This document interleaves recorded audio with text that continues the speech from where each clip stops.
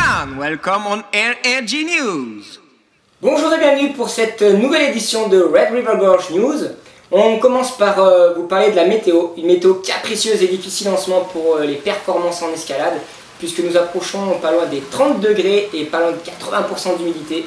Donc les doigts, c'est difficile, la peau, c'est difficile, et dans la tête, c'est difficile. Malgré tout, Cédric Lachat ne perd pas la main puisqu'il réalise les deux 8C+, qui lui manquaient, à savoir 50 Watts for Pump et Saucer and Smoke. Mike réalise Saucer and Smoke également, 8C+.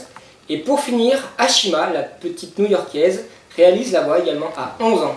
Un exploit qui a été réalisé hier, donc certainement un des exploits historiques dans le milieu de l'escalade. Ensuite, Florence Pinet, qui va bientôt pouvoir prendre le surnom de Duracell, tellement elle est inépuisable, enchaîne une quantité de voix hallucinante.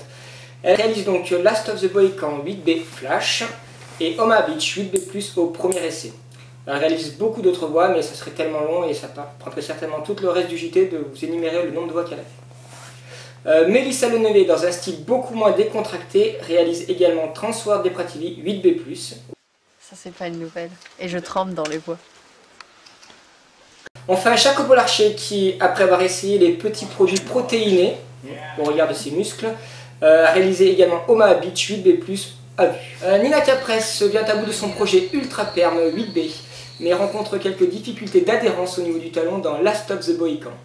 Mais quelques essais plus tard, elle finira tout de même par faire la coche. Revenons maintenant au pari entre Axel et Cédric. Le pari avance sérieusement puisque Cédric a tapé ses premiers essais en basket.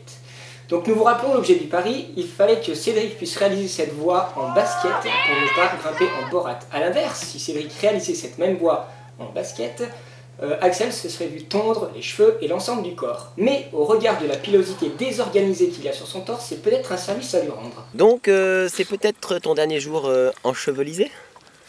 Comment gères-tu la pression? Comment je gère la pression? Bah, je la gère plutôt bien, sachant qu'il n'y a pas vraiment de pression à avoir, quoi. Tu vois, à un moment donné, faut savoir tirer un trait dans le sable et puis bah, il va se rendre compte par lui-même, je pense. Pour toi, le Belge franco-suisse israélien n'a aucune chance? Non, il a aucune chance. Donc a priori c'est Borat assuré. Là, c'est Borat. Là.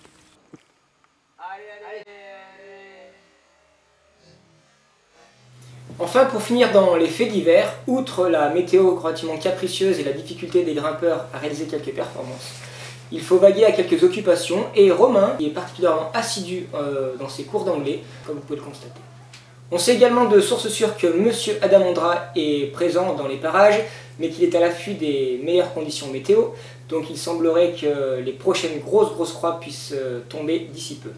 Voilà, donc c'est la fin de cette édition, nous vous remercions de nous avoir suivis, et si vous voulez savoir qui de Cédric ou de Axel aura perdu le pari, je vous invite à nous rejoindre dans la prochaine édition.